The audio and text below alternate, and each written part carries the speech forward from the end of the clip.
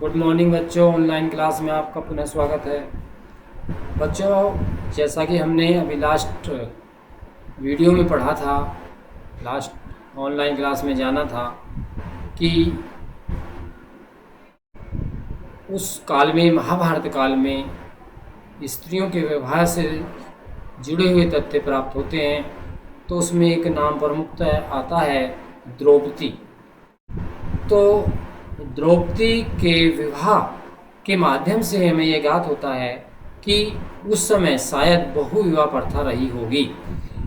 क्या है कि महाभारत में सबसे चुनौतीपूर्ण कथा या उपकथा द्रौपदी से पांडवों के विवाह की है। यह बहुविवाह या बहुपति विवाह का उदाहरण है। अर्थात एक स्त्री एक या एक से अधिक पति से विवाह कर सकती है या अथवा नहीं कर सकती है। तो द्रौपदी ने भी पांचों पांडवों से विवाह किया था। तो बहुविवाह या बहुपति विवाह का वर्णन मिलता है, महाभारत की कथा का अभिन्न अंग है। इस महाकाव्य के इस अंश का विश्लेषण करें तो हमें पता चलता है कि लेखकों ने विभिन्न ढंगों से इसका स्पष्टीकरण करने का प्रयास किया। वर्तमान इतिहासकारों का सुझाव है कि लेखकों द्वारा बहुपति विवाह संबंध का चित्रण इस बात की ओर संकेत करता है कि संभवतः यह प्रथा शासकों के विशिष्ट वर्ग में किसी काल में कायम थी। अर्थात एक से अधिक पत्नी रखना या एक स्त्री एक से अधिक लोगों की पत्नी होना, ऐसी घटनाओं की जानकारी हमें महाभारत काल में या उससे पूर्व के काल में भी प्राप्त होती है। लेकिन ज़्यादातर ये ऐसी घटनाएं राजा महाराजाओं या शासकों से संबंधित हैं। आम नागरिक से बहुत कम ऐसी घटनाएं प्राप्त होती हैं। परंतु साथ ही साथ प्रकरण के विभिन्न स्पष्टीकरण इस बात की ओर व्यंजित करते हैं कि समय के साथ बहुपति तथा प्रथा तथा उन ब्राह्मणों में अमान्य हो गई जिन्होंने कई शताब्दियों के दौरान इस ग्रंथ को पुनर्निर्मित किया था। कुछ इतिहासकारों का मानना है कि ब्राह्मणों की दृष्टि से बहुपति प्रथा अमान्य तथा अवांछनीय थी। अर्थात ब्राह्मण वर्ग में ऐसा नहीं था, क्षत्रिय वर्ग में ऐसा था। यह हिमालय क्षेत्र में प्रचलन में था, जो आज भी कायम है। अतः यह कहा जाता है कि युद्ध के समय स्त्रियों की कमी के कारण बहुपति प्रथा को अपनाया गया था। अर्थात स्त्रियों की संख्या कम थी, पुरुषों की संख्या अधिक थी, इसलिए एक स्त्री एक से अधिक पुरुष से शादी कर सकती थी। ऐसा उल्लेख किया गया है इतिहासकारों के माध्यम से। कुछ आरंभिक स्रोत इस तथ्य की पुष्टि करते हैं कि बहुपति प्रथा न तो एकमात्र विवाह पद्धति थी, न ही यह सबसे अधिक प्रचलित पद्धति थी। फिर भी रचनाकारों ने इस प्रथा को महाभारत के प्रमुख पात्रों के साथ अभिन्न रूप से जोड़कर देखा है। तो यहाँ पर यह स्मरण करने की बात है कि सृजनात्मक साहित्य की कथा अपनी संबंधी जरूरत होती है, जो हमेशा समाज में वास्तविकता की ओर नहीं दर्शाती। आगे है इसी क्रम में एक गतिशील ग्रंथ। महाभारत का विकास संस्कृत के पाठ के साथ ही समाप्त नहीं हो गया। शताब्दियों से इस महाकाव्य के अनेक पाठांतर भिन्न भिन्न भाषाओं में लिखे गए। ये सब उस समय के संवाद को दर्शाते हैं जो लेखकों अन्य लोगों के समुदायों के बीच कायम हुए।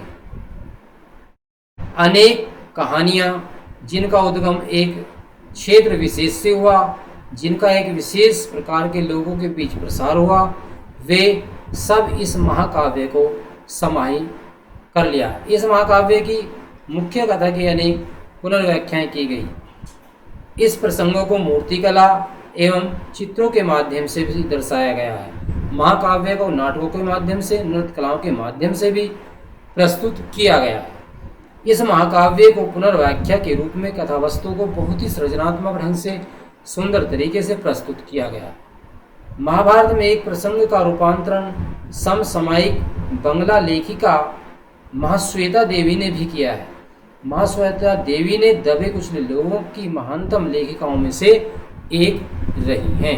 अर्थात उनका स्थान अच्छी लेखिकाओं में रहा है।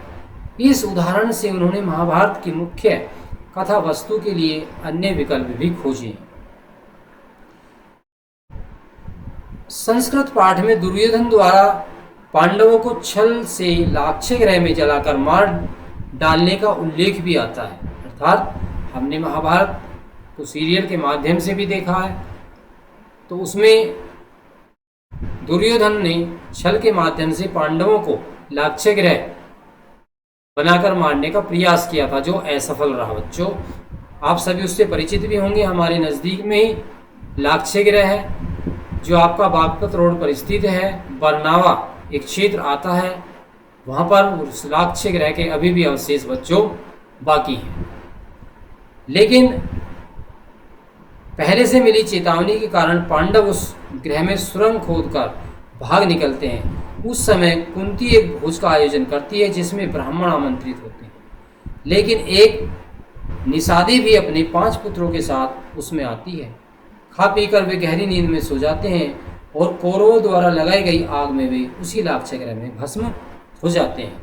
तो बच्चों, कौरव द्वारा जो ये षड्यंत्र रचा गया था, उसमें से वो तो बच जाते हैं पांडव, लेकिन एक निषाद के जो पुत्र थे वो उसमें मारे जाते हैं जलकर, और जिससे कौरव सोचते हैं कि पांडव मारे गए, लेकिन हकीकत में ऐसा नहीं होता है।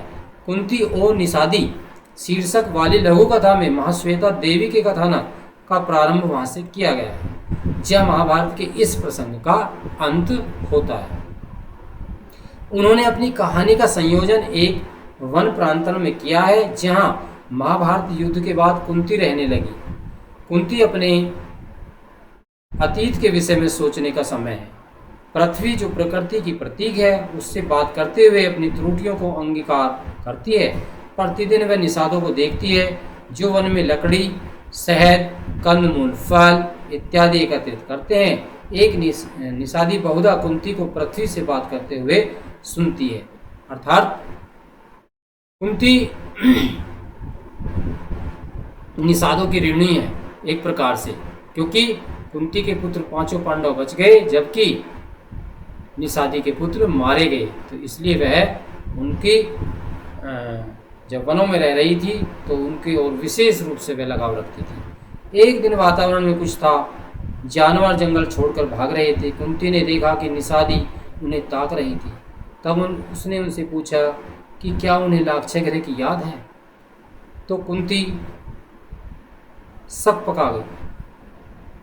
उन्हें याद आया, क्या उन्हें एक वृद्धा निषादी और उसके 5 पुत्र याद थे, और उनकी स्मृति थी कि कुंती ने उन्हें मदिरा पिलाई थी। इतना ही नहीं, वे बेसुध हो गई, जबकि वह स्वयं अपने पुत्रों के संग बचकर निकल गई थी।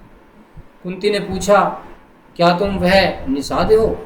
उसने उत्तर दिया, मरी हुई निषादी उसकी सास थी।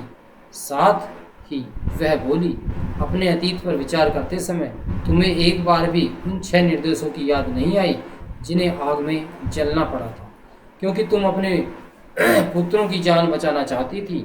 यह काल्पनिक रूप से महाश्वेता देवी के अंतःकरण में शोषित वर्ग के प्रति समता और समानता का आकलन है। जिस समय ये दोनों बातें कर रही थी, आग की लपटें करीब आ रही थी। निषादी को तो अपने प्राण बचाकर निकल गई, लेकिन कुंती जहाँ खड़ी थी वहीं की वहीं रह गई।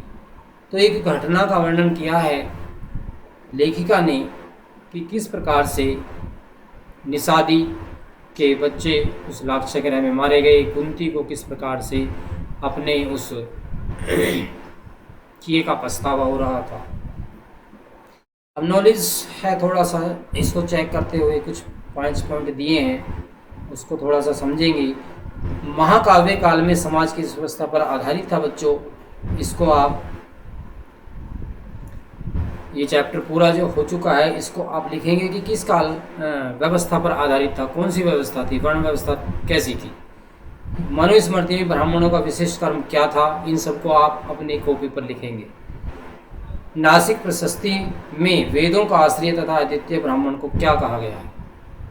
नया है, मनुस्मृति में वर्णित चांडालों के 2 कार्य बताइए। बहुत ही आसान क्वेश्चन है।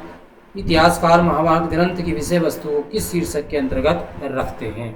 तो आप आसानी से इन क्वेश्चनों के आंसर बच्चों दे सकते हैं। तो आप इनको अपनी कॉपी पर लिखेंगे। इस प्रकार आपका ये चैप्टर पूरा होता है। धन्यवाद।